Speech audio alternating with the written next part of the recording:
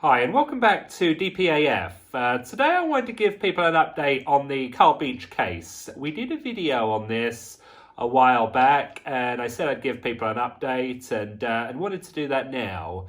So the first thing that's happened with the case is that Tom Watson, the Labour MP, stepped down from being a member of Parliament and I think the Labour Party as well, and did not seek re-election in the recent general election. Maybe it was because he thought he couldn't win, or maybe it's because he doesn't want this case to be a distraction to Labour. But he is now gone. He's the guy that thought Beech was a sort of a great guy, credible guy, believed everything he said, and didn't have any sort of skepticism about the allegations of historic abuse against members of Parliament that Beech made. So the other thing, the other development from this case is Harvey Proctor, one of the accused men by Beech. The Metropolitan Police offered Proctor £100,000 in compensation, and he turned it down and reported the Metropolitan Police to another police force, which I believe was the Northumbria Police.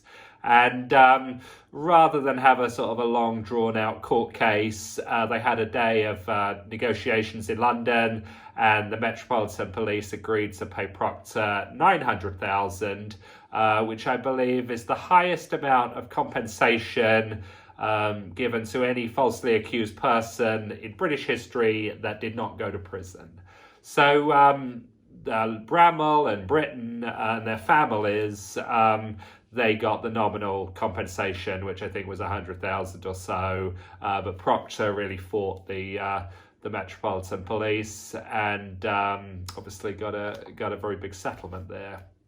So what I wanted to point out by talking about this, we did a video a few weeks back on the case of Danny Kaye, who was the Derbyshire man who had a false accusation of rape. He'd gone to prison for a couple of years, and he was now seeking £500,000 in damages or in compensation, and that had been turned down by the appeals court. And so it kind of makes me think about, well, why does Proctor get £900,000 for not going to prison, whereas Danny Kaye gets nothing for going to prison for 2 years? And I talked about in my video about ideas that Danny could use to get his £500,000.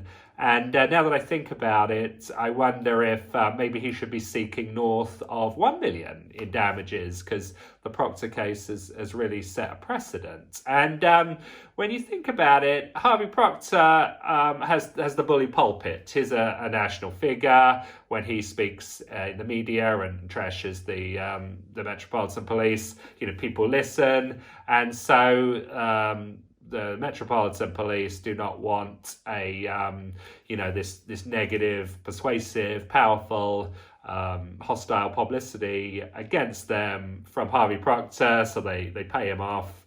And I think they're hoping that's kind of going to be the end of the Beech case. None of the police officers that believe Beech and investigated his claims have received any kind of penalty or punishment. And of course, Alison Saunders has not been mentioned anywhere, despite the fact she had the policy that all accusers must be believed. And as I've said before, what are the police supposed to do when the head of Crown Prosecution is telling them all accusers must be believed? You have to believe anyone that makes an accusation.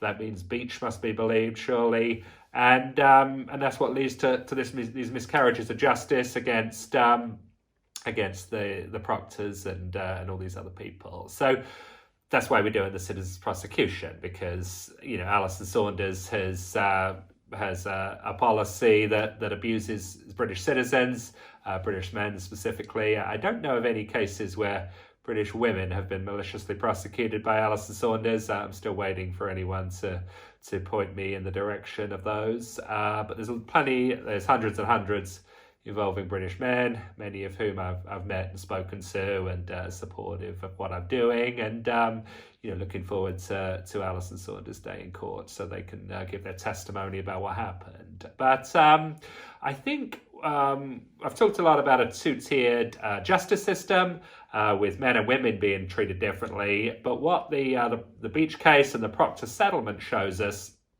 is that we have a two-tiered compensation system. If you're a famous, powerful guy that knows the system like Proctor, you get your 900,000.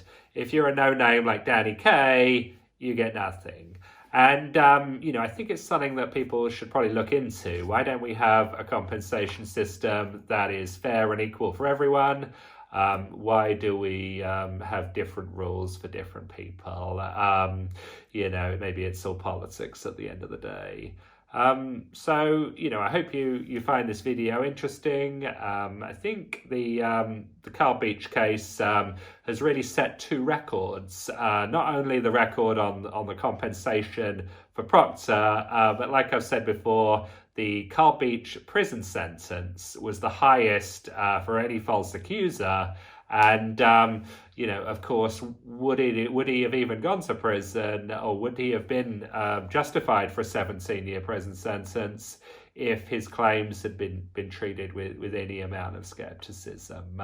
Guess we'll never know. So hope you find this video interesting. Please subscribe to the channel, and look forward to seeing you again soon.